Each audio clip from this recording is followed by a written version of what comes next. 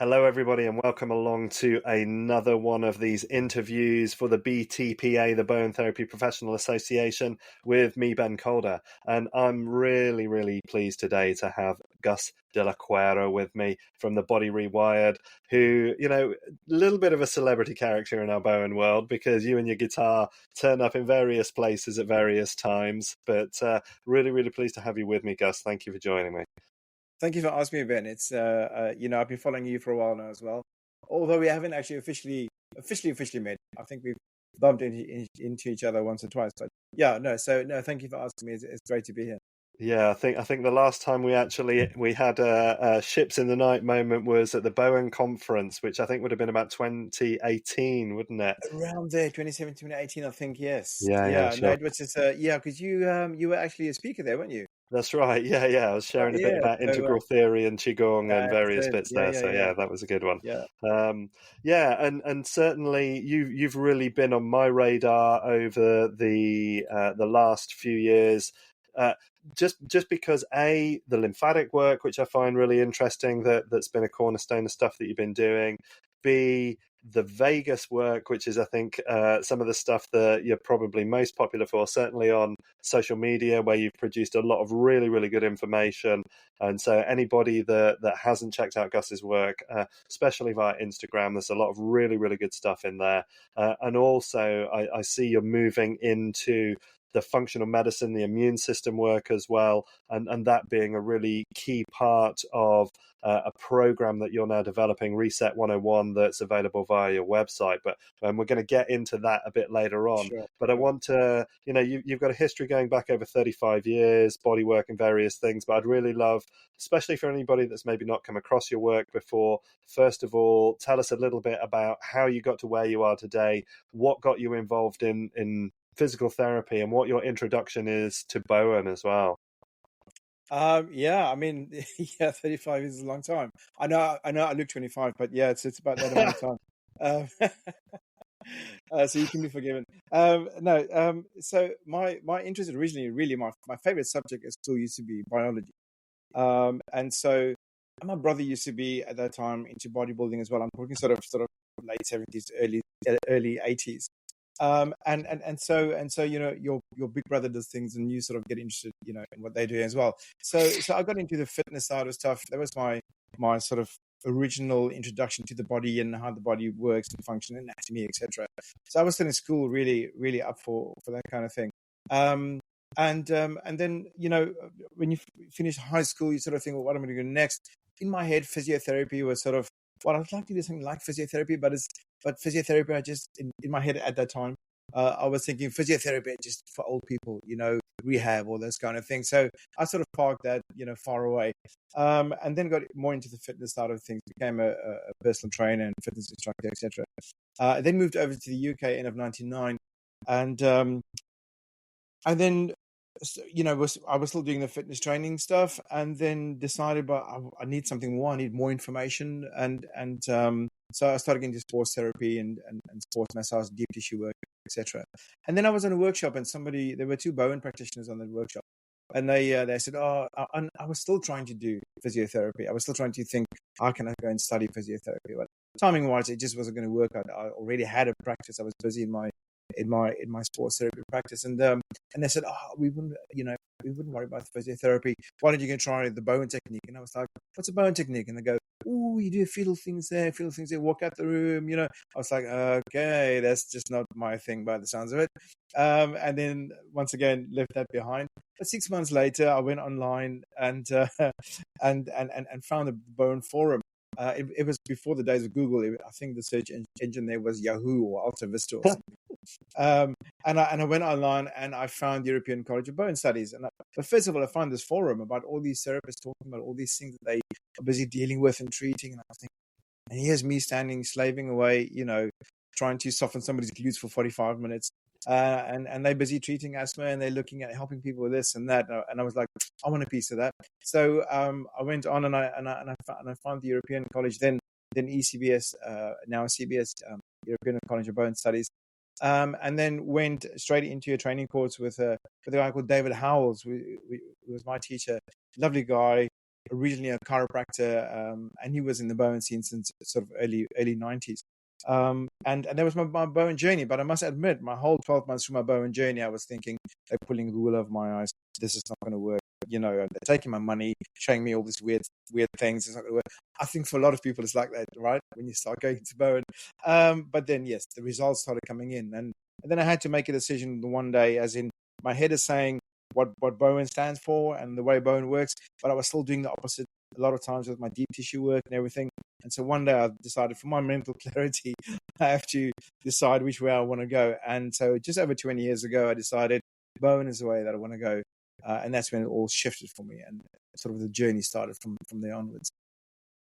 Yeah. So what did you find the most difficult thing then to really grasp, having come from that kind of, that more effortful manual therapy point of view? What was it that you really struggled with mentally on that? It was just that, the effort, and also not that I'm lazy or anything, but no, it's the fact that that we all think that you have to go deep and hard to get results. And you have to really get in there and create pain, and people need to feel that you're working on them, and et cetera, et cetera. And you have that specific mindset, and then you have coming from the Bowen from the other side. It's just like, just be nice to the body, just be nice to the nervous system. And I was finding that I was contradicting myself, what I was telling people, because I like to educate clients as well. I like to talk to them, and they'd like to hear. Well, sometimes they glass it over, and you got to stop talking now. But I like to educate them as well. And I'm finding myself, it was difficult to explain to them how Bowen works and the effectiveness of Bowen, and then get them on the couch and go deep tissue pain. So that was that crossover. And then obviously when you make a big change like that, you think, I'm going to lose all my clients. I'm going to switch over from this to that. They've been coming to me for years for massage and deep tissue stuff. But if I switch over now, I'm going to lose all my clients, etc. And then after a while, and I think it comes with age as well and with experience, it's the fact that you realize people come to you because of you. And I think that's what a lot of therapists sort of miss out on. They sort of think, it's a technique, whatever. Yes, it is. But a lot of times people, I don't like to use the phrase buy into you, but yes, they come to you because of you and because of what you offer them, and they sort of catch your vibe and get on the same wavelength. And ultimately, that's why I think we find clients stick with us. Certain clients stick with us, no matter which way we go, because they come to us for us, for you are. And I think that's a lot of therapists forget, or maybe not think about it, is the fact that don't stress too much about it, is what you do, because people will come to you and they trust you for who you are and what you stand for. Yeah, I think that's such an important thing as well. Many years ago, I can remember a mentor saying to me, look, you're the brand. Stop hiding behind the system. You're the brand. You've got to remember, which again, it does to a degree have a bit of a corporate-y business edge to it. But ultimately, if we're not being effective in the business, then actually it also limits how many people we can help. So there needs to be that growth on both sides to make sure that we're representing ourselves in a clear way. And I really appreciate what you said as well about the fact that you educate your clients. It's not just you come in, you get on the plinth, I do a thing for you, you get out, and then you just keep on coming back and back and back without actually understanding where they're coming from, and how, with the right types of understanding of how they get into those situations, actually they can reduce the amount of time that they need you. And I think that builds up a very strong bond of trust when they realize you're not just trying to scalp them for every penny that they've got by having them come back all the time to solve the same problem. Yeah. And you touched on a very important point there, in the sense that when you become a therapist and when you become a self-employed therapist, you are a business. You're taking money. So the minute you start taking money, you're a business. And yes, we don't like to talk about the M word, and people find it uncomfortable. But at the end of the day, that's what you are. And I think that's a lot of people forget or try and shy away from. I can't charge this, I can't charge that, or it's they feel guilty for taking money, type of thing. But if this is your job and this is what you're going to do, and the point that you made as well is the fact that you forget that if you don't treat your practice like a business, eventually you'll probably go out of business, which means, yes, you're not able to help any more people, if you stop treating. So unfortunately, you have to take that little edge as well, or that side, that flip side of that coin as well. Pardon the pun. Um, of the fact that yes, you are a therapist and it's all about compassion and trying to heal people, but at the same time, because you take money, you're actually a business. So you have to apply yourself to a certain degree, being a business. And the other thing that I think people shy away from is sort of the advertising part of it. Well, I'm not good at sales advertising. You don't have to be good at sales advertising. All you have to talk to your clients or to talk to people about is what you enjoy doing, you Yeah, know, and that's not sales. So when you talk about what you enjoy doing, as you've mentioned, what your passion is, um, it's not sales, but that's what people want. They want to know that you are passionate and you enjoy what you're doing, and that's what attracts people. So yeah, it's not about sales. You don't have to think that you're trying to sell yourself. Just tell yeah. people what you enjoy doing. You know. And I think as well, it's easy for us to forget that to even become qualified, we've often spent thousands of pounds and God knows how many hours dedicating ourselves to developing those techniques and skills, to Yeah, yeah, understanding ourselves on that level as well. And that's not a small investment. So for there to yeah. be an exchange back from that is actually okay. Yeah, exactly. It's that little meme that goes around. You're not paying me for my time. You're paying me for my investment and my expertise that I've invested X amount of money and time in. That's what you're actually paying me for, not for that Yeah, 45 minutes or 1 hour that you have me there.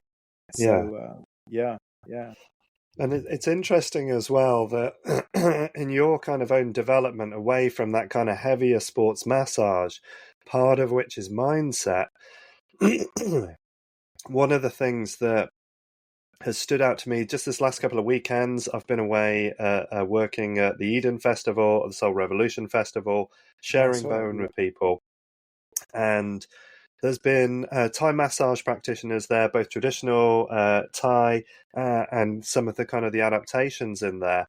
And I've treated people, we've kind of done exchanges because I'm always curious as well to experience other people's perspectives and oh, of understand their course. way of Yeah, looking at stuff. And yeah, one of the things that kind of really twigged to me is that I think, and again, anybody that's listening to this, please feel free to correct me in the comments. But there is a mindset within the Thai of working hard is important. So mm, to try and give them a method that was so gentle and so effortless, like Bowen, I don't think it culturally would have worked because it's yeah, too easy. And so yeah. I wonder sometimes how much that mindset of you can only get something worthwhile if it takes a lot of effort and there's a lot of pressure is something that's kind of undermining in some ways the way that we approach bodywork. Yeah, absolutely. And it's not just from a practitioner point of view. Clients have been brainwashed that way as well. People will come to you expecting the fact that you need to get in there. How often do you treat people and they get up on the couch and they go, "Oh, what was that?" Type of thing. And then obviously the results come after. So, but yeah, your clients as well. They've also bought into that whole theory of no pain, no gain type of effort. So yeah, and it's all really just about the way that you talk to the nervous system. And I always Yeah, say you don't have to shout at the nervous system. If anything, if you shout at the nervous system, nobody likes to be in a conversation where they're being shouted at. Which is what you enter when you start treating somebody. Your body is actually entering a conversation with the body on the couch, and if you just start laying into them, you're actually shouting at the nervous system. And like I said, nobody likes to be shouted at, so everybody wants to be heard.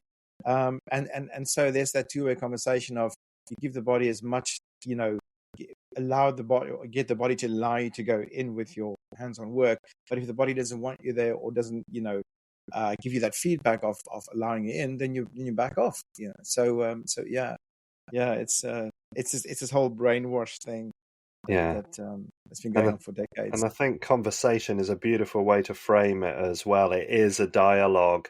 And I think that's the difference. I often describe the difference with massage is that often it's like somebody who's constantly talking at you and telling you Exactly. what they think, Not, but they're and they're not not giving, interested in yes, listening. they're not giving you a chance to talk back. You know, they just sort of, forcing their viewpoint onto you, and you just got to sit there and take it. So yeah, it's a good way of describing it. And I think we often underestimate as well because of the amount of filtering that the nervous system does with information, we forget Yep. how much it's taken in. And for Yep. years, I've said to clients when they come in the room, do you know that within seconds of being in here, you knew how many colors were in the paintings, how many slats were in the blinds, you know, where the safest place in the room is, which is always where I Yep. sit, of course. You know, it Yeah. picks up all these details, but all Yeah. it says to you is like, there's the chair, sit there. You know, but it's Yeah. filtered all of this information down to just the bare minimum that you as the kind of the glorified passenger of the system need. Exactly. Otherwise, you'd be overwhelmed. There's a great book by, I don't know if you read it, a guy called David Eagleman called Incognito, The Secret Lives of the Brain. Mm. And and the whole book is about him telling stories and, you know, quoting references and his studies, etc., about how we live in the subconscious, and 95% is subconscious, and things don't happen by accident. Your body and your vision and your brain actually picks everything up, just like you said, and you thinking that you're responding to a situation because of you clever and you've, you know, sussed it out, but you haven't. Your brain is running on pre-programmed things that it's already picked up without you realizing that it's actually picked that up. So yeah, that's a great book. That Yeah, and what I'll do is I'll find a link for that book as well, and I'll stick it in lovely. the description below, so that if people Yeah, want to find that, they can take a look.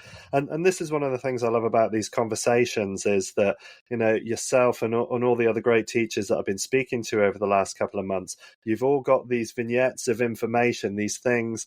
I love the fact that there's such a degree of humility that we know that we're all standing on the shoulders of giants and we're moving further up, and later yeah, on people are going to stand on our shoulders, and things are going to continue to kind of evolve and emerge. And I think that's such an important part of what we're doing in the education within Bowen.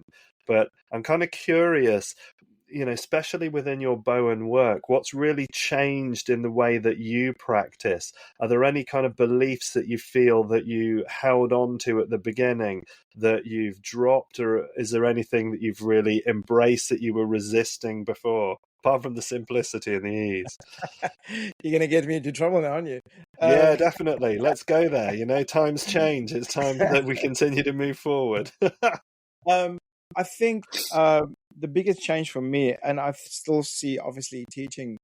I don't like the word teaching because I don't see myself as a teacher. I see myself as a sharer of information, because I don't think, you know, you have this vision of a teacher knowing more than you do, but they actually don't, you know. So it's just sharing information. So going around sharing information, what I find, you know, and what I find with myself up to a few years ago is that is that you beat yourself up about by being so loyal to what you've originally been taught, which was a manual with numbers, and you think that that's the only way, and if you get one of those numbers wrong or leave one of those numbers out, then things are going to go badly wrong, you know. um, and so, you know, so I was very early in my training. I was very much, you know, that's that procedure or that protocol, and this is the numbers, and number one, you know, and number, and you go and you work your way through those moves, and you think, like I said, you know, if you leave something out, then something goes wrong, or if you turn the body over and you don't do what we call hit the lat first, then it's not, you know, it's not going to work. And so and so I did that for years, until I realized actually it's all about just information that you give the body. Those protocols and those procedures are just really good ideas of how this can work for someone, but not for everybody. And I think if you want to progress as a practitioner, you have to sort of realize that, you know, we always use the whole cliche, you know, you learn for your driving license, and then once you get your license, you sort of have to adapt things and change, and is that type of thing. But I find it amazing how many practitioners are still stuck in that way of thinking. And then they come on my workshops and I go, you know, Bowen is actually freedom. We have the move, we have the breaks, and you use that to your advantage wherever you think the body sort of needs it. And people walk away from the workshop and they contact me afterwards or say on the workshop saying, you know, it's actually quite a relief to know that they can actually, you know, the body won't explode if you miss out number 2 and number 3. You know, they can move things around and change things, treat the body on the couch, you know. So I would say, without deviating too much from the technique itself, I would say that I'm sort of saying nowadays that I'm loyal. I'm loyal to my client. I'm not loyal to my technique. As whichever way you want to take that. So yes, that's probably the biggest change that I've found, is that working away from the numbers, from the recipe. Yes, when we train somebody in becoming a bone practitioner, and I think for any type of therapy, is you have to go through the process in order to understand the principles and how things work, and and the possibilities. But a lot of times people can, because you have to go through a process in the end to go through an exam or assessment to be able to say, okay, yes, you understand the work, or no, you've got no clue, type of thing. So you have to sort of go through that process of learning things a certain way. But then a lot of people, unfortunately, then get stuck in that way and thinking there's no other way. Once again, if they don't do it that way, things are going to go wrong. So that's the biggest lesson I think that I've learned is to go more what the client's body is telling me, and use the work that I know and add some different ideas to that. So Bowen is still my basis. The move we use in Bowen is brilliant, but there are other therapies using exactly the same move. So your shiatsu massage technique actually use the same move. So it's not that move is not isolated to just Bowen. And the Bowen breaks are originally osteopathic, and Tom Bowen was called himself an osteopath to start off with in any case. So you have the move, you have the breaks, and you can use them in so many different ways to target specific areas and specific things. But yeah, so that's what my workshops are about, is taking people out of the sort of patterned way of working. I don't talk about any procedures on my workshop. I might mention it, but I don't say do it after that procedure or that protocol or whatever. I say you pop this work in where you think the body needs it, and when you think the body needs it, and you put the breaks in where you think the body needs it. So yeah. And I think what you're really speaking to as well is the fact that you're treating individuals as individuals rather than seeing them as a paint by numbers, as a formula that we go through. And I think it can be too easy to just think, well, we'll do turn the body over, do and then we're done, out, next. And that's too simplistic. But I do, I understand as well there's a value in, when we think about it from like a cooking point of view, we need to understand the ingredients and we need to understand the recipe to a point, but then it's about learning to cook something that is unique within there. And, I'm happy to hold my hands up and confess to the fact that in almost every therapy I've been trained, when people give me rules about what they say you must and you must not do, one of the things that I have to do is I have to go and break those rules and find out how many of them are stories and how many of them have validity, because otherwise I'm not confirming the work for myself. Yeah, absolutely. It's not to say that you can never go back to those things, because you try this way, try that way. If it doesn't work, then okay, there's a very good chance if I do it, that way, then it's probably going to work or help. So, and with my treatments, I play with my treatments. Sure. My treatments are the way that I explore things. So and I assess things with my hands while I'm busy working. But obviously, when you're assessing with your hands, you're actually treating at the same time. Yeah. So I normally, same as you. Well, let's try this and see what happens, or let's do it this way and let's go for that and then see what happens. Which is the way I generally work. And then my clients get off the couch afterwards and they say, well, what do you think is going to happen now? And I go, I don't know. We've chucked everything up in the air. Let's see what comes down. Yeah. And I think that creativity and that curiosity are so important when we're being individual with each client on the couch, because even if they look like they've got similar histories or similar problems, actually how that nervous system has then internalized that and why it's doing what it's doing is still unique to that individual. Absolutely. And I don't, and obviously if that's not your thing and you're feeling nervous about the work, or you might be recently qualified, there's nothing wrong with sticking those procedures to, if you want to stick with those procedures for the rest of your life, it's fine as well.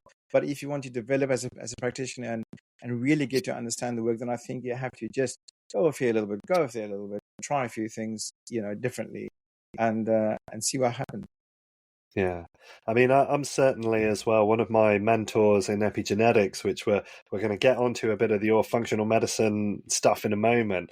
So at 75, he is still exploring and updating stuff that he's been working with. You know, he qualified the year I was born. That's how long he's Yeah. been working now, and he's still He must be really educating. old. Yeah, you got really old. Yeah, thanks. I know it looks good, doesn't it? But he's still kind of reviewing and refining and taking on board new information, new research, and incorporating that and adjusting what he's doing.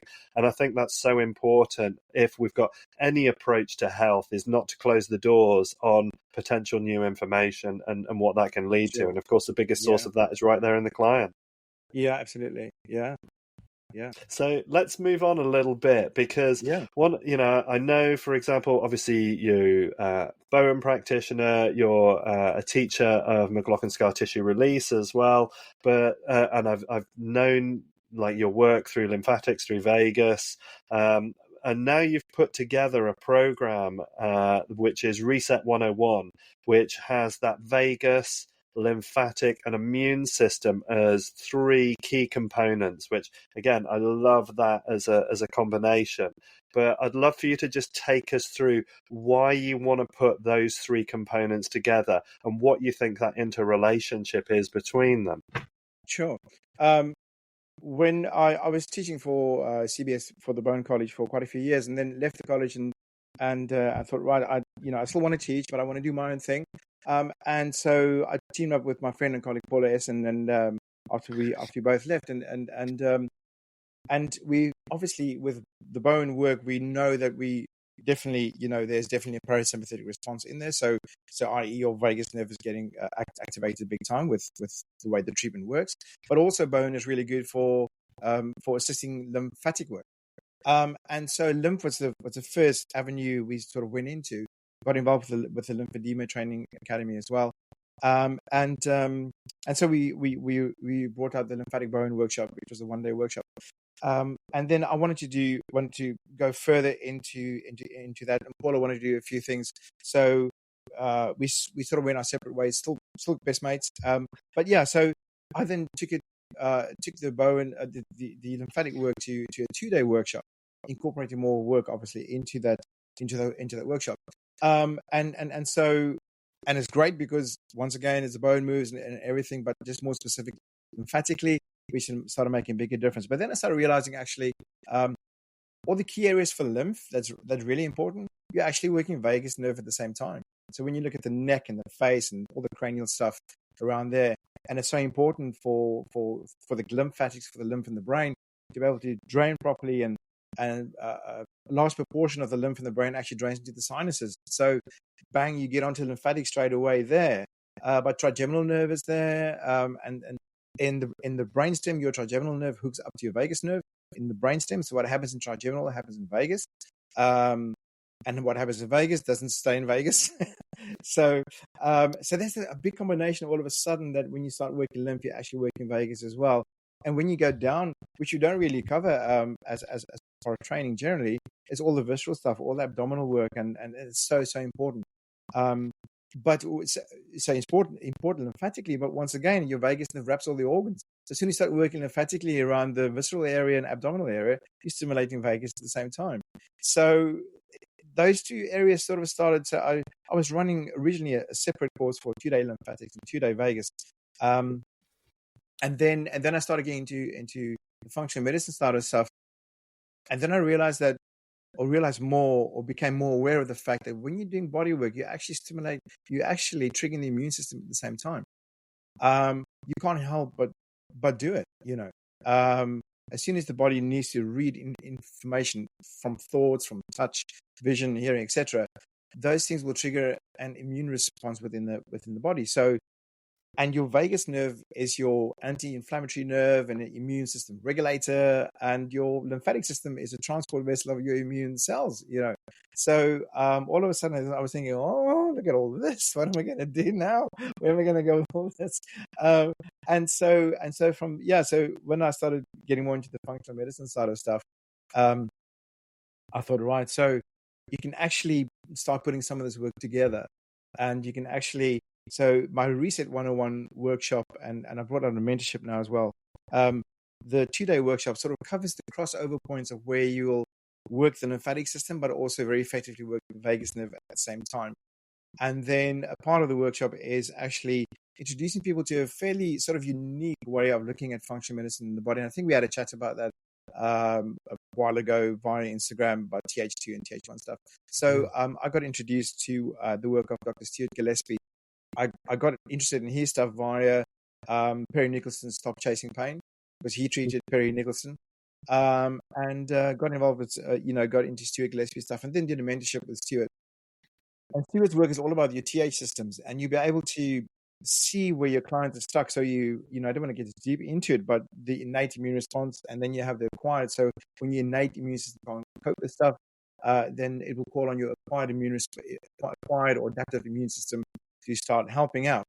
But there are very specialized type of cells then that start getting involved. So, for argument's sake, your TH1 and your TH2 cells, TH1 cells go after intracellular infections, i.e. viruses, and your TH2 cells go after extracellular infections, which are often mold and parasites and bacteria and external stuff. And people will display specific type of symptoms depending on which acquired system is busy running. And so all of that's together. So what I do in Reset 101 is on the practical side, go over all the work that covers lymphatic and vagus at the same time: head, face, neck, sinuses, drainage, lymphatics, but also the visceral stuff, and then introduce people to certain TH2, TH1 type of immune responses and how to recognize those in your clients, and possibly what you can look at sort of helping them with. So that's how Reset 101 came about. Beautiful, beautiful. And what kind of insights are you noticing that your students are having as they're putting this work into practice? What kind of changes are we seeing in those outcomes? When you start teaching or when you start sharing this information and do these workshops, you're always thinking, sort of imposter syndrome, how much is this going to help, because I'm using it and I'm doing some stuff with it, but how other people receive it and what's going to happen when they go out and use it, are they going to see results? And it's been really great, the feedback from students, the extra options they now have, looking at, clients coming in and what they're presenting with. And especially from the immune system work, when you go to workshops and you get light bulb moments and you think, oh, that's going to help that client and that's going to help that client, and or maybe yourself, because when you start looking at all these things, you actually look at yourself at the same time. And what am I doing with my life, with my body, with my health? And so people are seeing great results in being able to recognize things more, but from a hands-on point of view. So the immune system work is fairly new now. I've only brought this in this year, really, towards the end of last year. I started mentioning it officially this year within the Reset 101. But, from the lymph and the vagus stuff from before, it's given people a whole new option, and people coming back with great results of resolving things that, existing clients has been coming the whole time for a specific thing. Now, all of a sudden, they have a new angle to treat them with vagus lymphatic, and it's made the difference. And then with the immune system work now as well, is once you see the immune system work, once you see it, you won't be able to unsee it. So once somebody is stuck in a TH1 response where they have joint aches and pains, have reoccurring injuries due to TH1 cells are catabolic, so will break tissue down to get to viruses. So you have reoccurring injuries in your TH1 people. TH1 people are not allergic to anything, because being allergic to something is a TH2 response. Mm-hmm. So when you start recognizing your clients, and it builds up a bigger picture. So that's what the attendees are going through at the moment now, is all of a sudden, wow, they can actually now see why they're treating the person with the same thing over and over and over and over.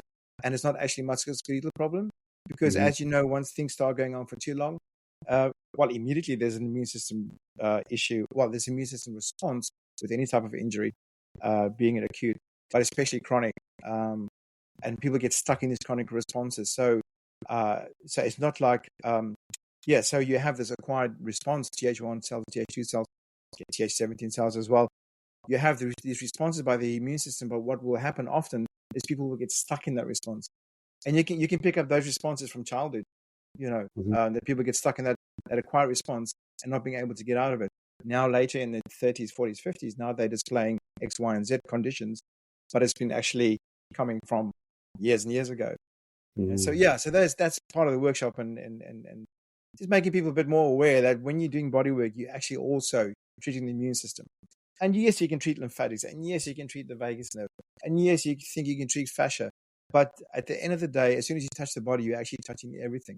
So you can maybe target your treatment more to lymphatic, towards lymphatics, or more towards stimulating the vagus, or but at the end of the day, you're actually treating everything as soon as you touch the body.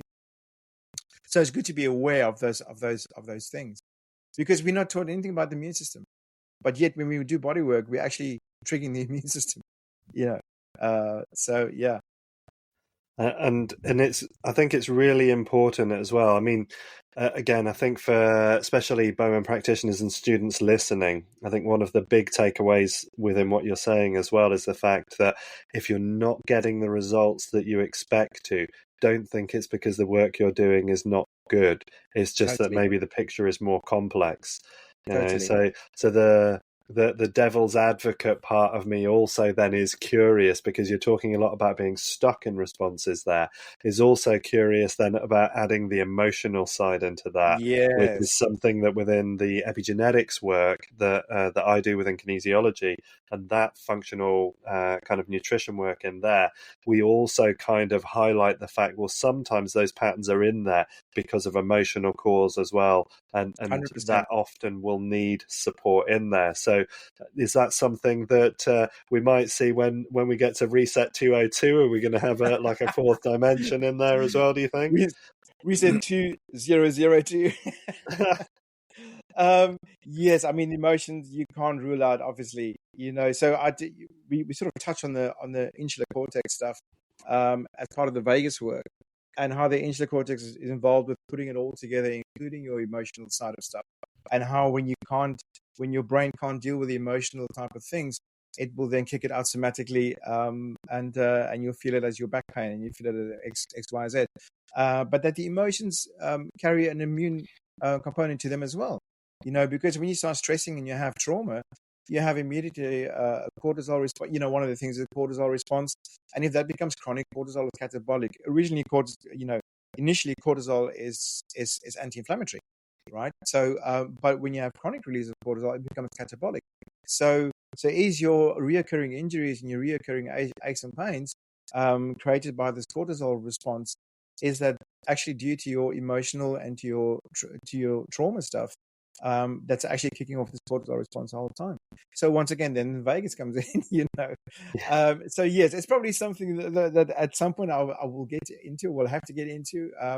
But I think I would like to somehow specialize in something a bit more sort of, because you can get, it's like, how deep down the rabbit hole do you want to go? Sure. So at the moment, I'd rather refer on to somebody who I think can deal with that, because I'm still trying to deal with my own traumas. You know what I mean? and I think it's important to remember as well that I've always seen it as a bidirectional pathway, and that when we work with the mind, it can have effects into the body, and when we work into the body, it can have effects in the mind. And it's one of the things we really see within the Qigong work that I teach as well, the mindful movement stuff. And it was really interesting. A little while ago, you were talking about the draining of the glial system and how the sinuses are dealing with a lot of that. One of the first things that we do in any Qigong class is we do a number of very gentle neck mobilizations, right, and then some gentle shoulder mobilization work, just to start to open up the joints. And one of the things I always notice is how that you get that kind of emptying, and you can hear a lot of people kind of clearing throats and other stuff. So there's all that kind of sticky stuff that's been, I always laugh about it being the old cheese in the brain just finding its way back out again. Yeah, totally. Absolutely. So once again, my with my workshops, and if my clients present with something in particular, maybe vagal stuff and lymphatic stuff, that's where we start.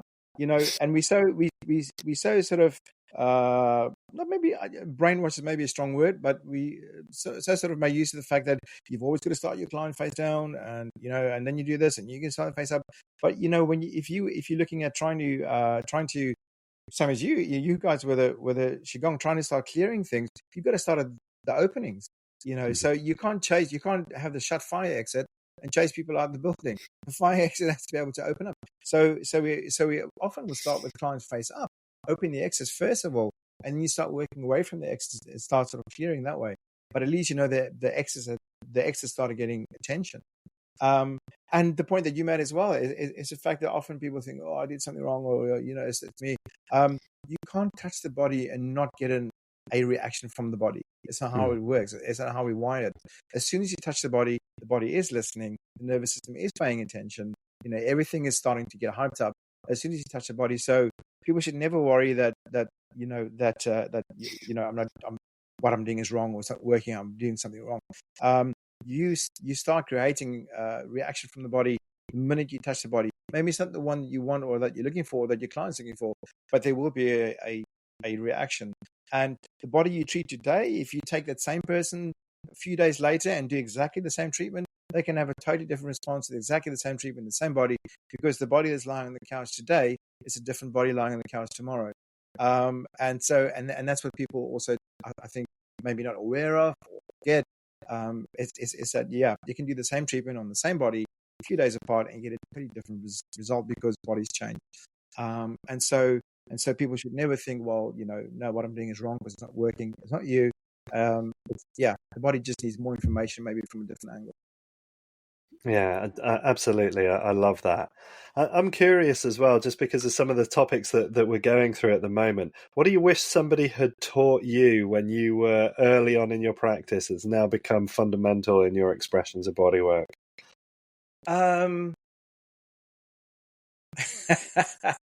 To be gentle and to listen. Sure. Yes, I think, my from a gentle point of view, as in touch wise, my touch, I think, is still fairly strong-ish compared to a lot of bone practitioners, but I tend to, me personally, I don't like pain. I went for a treatment yesterday, and I asked, I actually went for a nice relaxing massage yesterday, actually. I just felt like I needed somebody to rub oil in me and just make me chill, have the smells and that type of thing. I normally swap treatments with another bone practitioner, so that's fine. But I thought I actually just need to lie down and not think of anything and just, chill out. And then asked her, would you mind not going too deep or too hard because I don't like pain? I'd like to I want to relax into it. I don't want to brace myself. Yes, so I wish I knew about those kind of things, but it's just the way you learn. Everything's, it's cliche, but everything's a journey. So, but definitely, I think just hanging back a bit pressure wise, and just listening as well. Listening with your hands, listening with your ears and your eyes when your clients talk to you. But everything's a learning experience, so it's sort of easy to use hindsight and say, I should have done that or should have done that. But Sure. there's a guy that I follow on Instagram, Peter Crone. I don't know if you've seen him come through. No. But he's always saying, that it couldn't have been different because it wasn't, because it isn't. So yeah. Beautiful. And I think another really interesting point that you put into that as well is the fact that there are different treatments for different purposes. So I'm 100% with you. Every once in a while, I love to go for a nice pamper and just have something that, nice low lit room, soft music, nice oils. Absolutely. Just it's a different type of nurturance into the body. Every Yes. once in a while, I quite like to go for quite a strong tie process as well, because there's something about somebody treating me like a rag doll and pulling me around a little bit that only Thai massage can do. But I don't expect that to do the same kind of clinical correction that I would seek if I was going for a Bowen treatment, for example. Absolutely, yeah. So I like to go for massage. I still would like to experience somebody walking on my back, one of those type of Thai massages, because I should get my kids to walk on my back. Obviously, they're too big now, so we stopped that. So I think it's easy to get caught in that sense of guilt of I'm this type of practitioner, so I should only go to that type of therapy, and so I can't do that. Ooh, I mustn't tell anybody to come for a massage, or because I'm a bone practitioner, or maybe go for osteopathic treatment or whatever. It's whatever you think and you feel your body need. And sometimes your clients will come to you and say, that you haven't seen them for 2 or 3 months, and they say, I went to see a chiropractor last month, or osteopath, or whatever. And you go, oh, well, it's their body. They can do what they want. They come to you for what you do, and they still come to you, and because they appreciate what you still do for them. So, yeah. And one of the things I've always felt was really important just in my personal health is I have a health team, so I have a herbalist, I have, that I go to when that's the kind of thing I want. I have a kinesiologist who does that work for me. Yeah. I've got a talk therapist if that's what I need, so it's about understanding what level you want to influence the system and choosing what feels most appropriate in that. So, Exactly. I think that, as you're saying there, it's really important that we have those conversations that say, look, we don't need to judge if somebody's making a choice in a direction.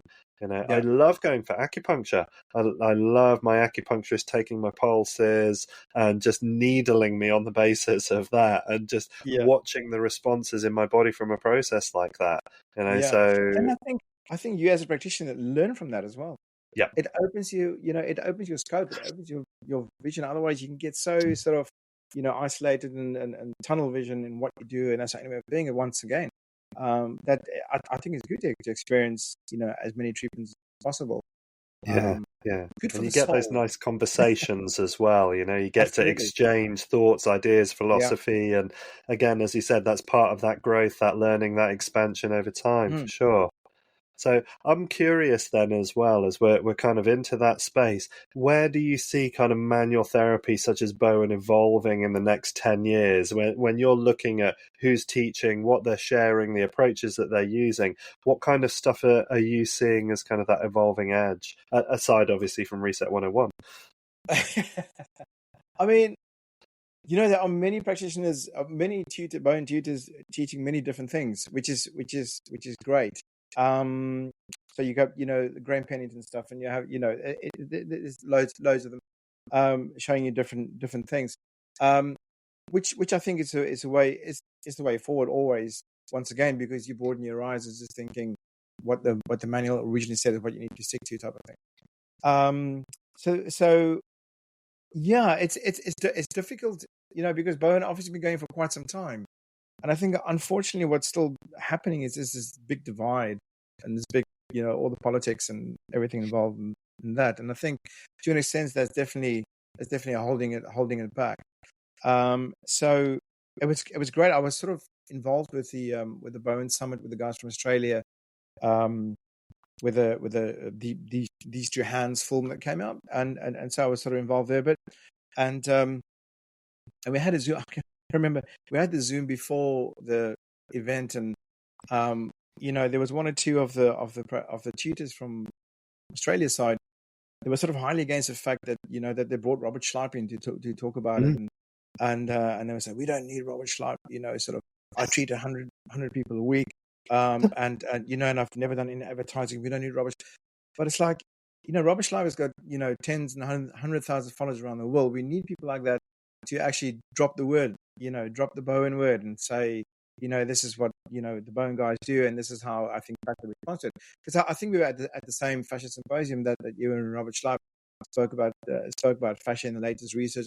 It was the very last live one, actually, and he threw Bowen in there a few times when he was talking about it, and he was saying, and I think that's what Bowen practitioners do when they walk out the room, is they give the nervous system the chance to use that information that just come in and change and blah blah blah. So I do think we need people who has the following to actually drop the Bowen word. So that'll be a good thing as well. But then it will be so much better, as we all know, for everybody to come together. But it's a very difficult scenario because he said, she said, and and we here and you there and type of thing. So that's a bit of a shame. So I think that, to an extent, holds the whole thing back. Yeah. And research as well. But then also on the flip side, once again, is a lot of times I think Bowen practitioners sort of, because we're holistic, we treat holistically, we sort of take a swipe at the medical society and where we should actually, those guys who put the years in, they put the hours in for what they're studying. And they often have to deal with things right there just to save lives. we're very fortunate in the fact that we have people coming to us who are okay. They don't need that kind of treatment. So we need a different level. And people say, well, we should, this treatment should be in the NHS. If you can, it should be part of the NHS treatment. Yes, but why should they accept us? If you look at the bone training, it's essentially you can get qualified after between 15 and 20 days of training. You're a qualified bone practitioner, and once you've done that, you don't have to do any courses to treat, because as long as you get insurance, you can treat. So there's that problem. And then I guess from the BTPA point of view, and other organizations, as far as the amount of CPD that you would need, and obviously they can only suggest, and then the members vote on what they then decide on. But I don't think 4 days over 2 years is enough to to sort of say, well, I'm stepping up, because it's not. So I don't think we can put ourselves in the same category as other people who study for years and years and do what they do. Yes, we don't always agree with what they do, for obvious reasons, but we have to take some responsibility and sort of say, okay, well, we need to put the hours in, and we need to put the work in, for us to be respected more, and to be accepted more. So, and I think you make a really valid point about that willingness to be in the room with each other, have conversations with each other, understand each other's point of views. It's part of what my intention is behind these interviews, is just to allow a lot of the voices to be free to speak, to know that, and again, from integral theory, which is the theoretical background that I work with in clinic, we know that nothing is 100% wrong, that everything has a place and a purpose if we only know how to fit it into the right way. And rather than holding some kind of elitist or superior stance about things, it's having enough humility to be able to say, well, this is what I do and this is what I understand, and I'm interested in what you do and what you understand.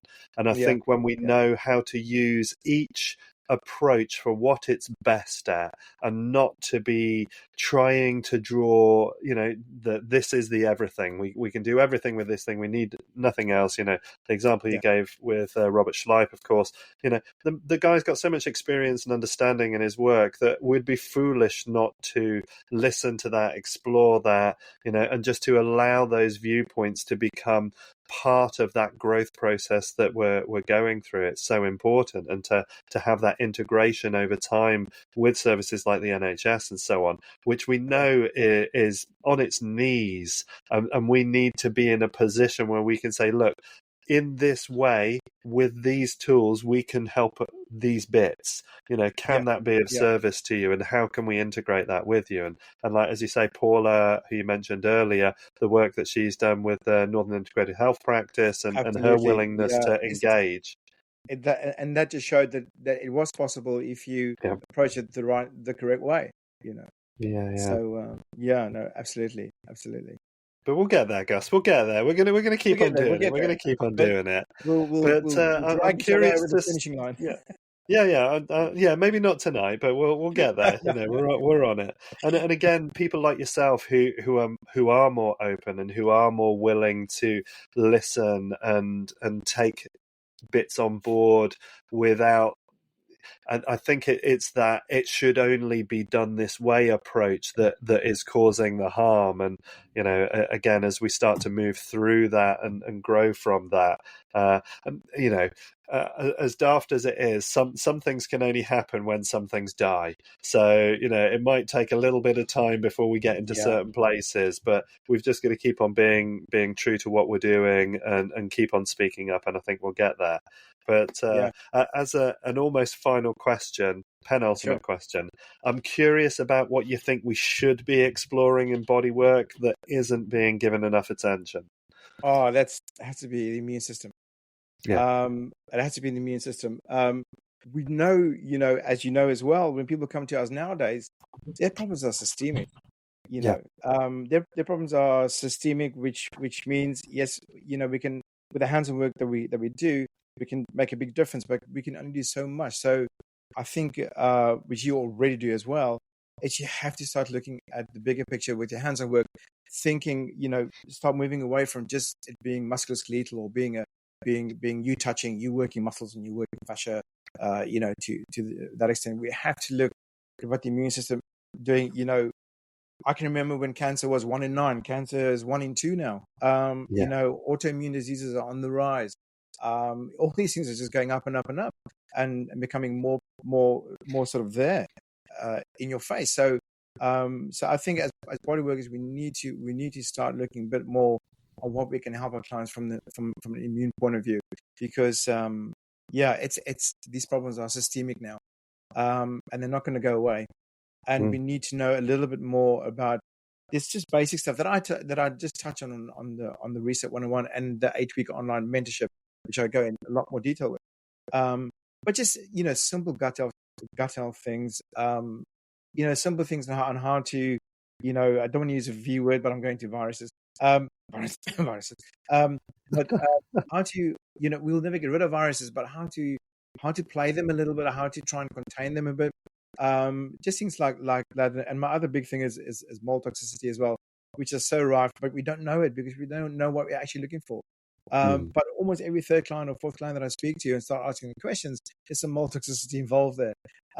Just simple things, it's just really good to know a bit more about those kind of things, and just general lifestyle stuff as well. Which I think as hands-on therapists, we have the opportunity to help people there and then, and to change things big time for them, because they don't know. And as we know, from a medical point of view, it's not really their thing, so they're not going to look at that. It's very much a symptomatic treatment. So we have the ability for people. We have the hour. We're not a general practitioner. We have 5 minutes, so we have that luxury of being able to talk to somebody for an hour, or however long your treatments are, where you have time to speak to them and actually delve a little bit deeper and say, maybe we can try this and that. So I think we're in this great sort of opportunity where we can need to know more about those kind of things to help people a bit more, because they're not going to get help anywhere else. Yeah, sure. And I think you're absolutely spot on with that, wanting to understand the immune system better. And one of the questions that I often put to clients is not, the pathogen that we see as the potential problem, but why are you susceptible to it?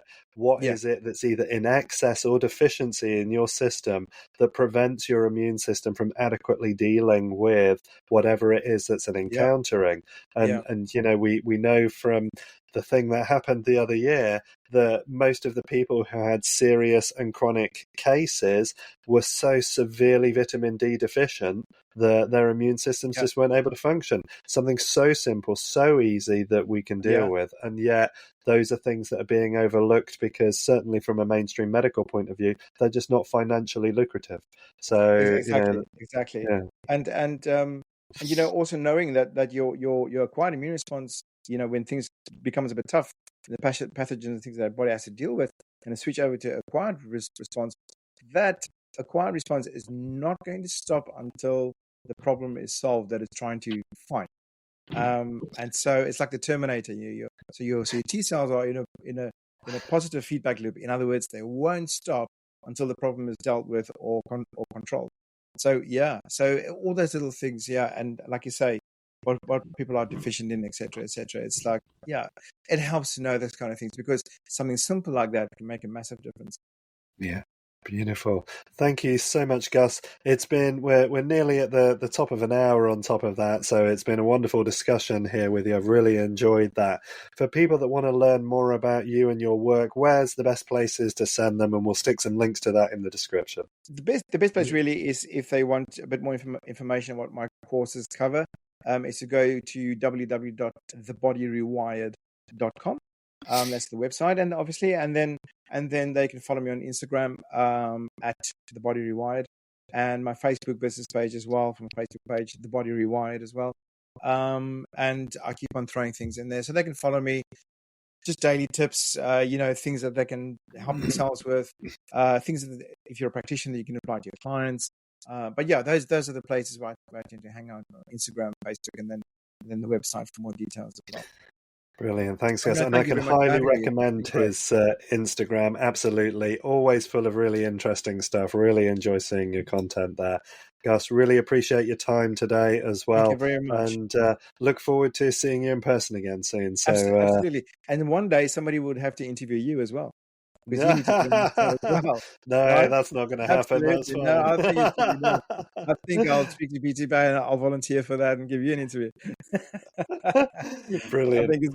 brilliant. Thank you so much. Okay, great. Brilliant. Thank you, Thank you, Ben. Thank you everybody, very for much. your time and attention as well. Thank you for listening into the interview today. If you want to learn more about the BTPA as well, you can find details on our website, bowentherapy.org.uk, where we've got information about finding Bowen practitioners, training, all sorts of stuff in there. So you can always check into bowentherapy.org.uk. And thank you for everybody for your time. Take care. Look after Thank you, yourselves. everybody. Stay Thank you well. very much. Thank you, Ben.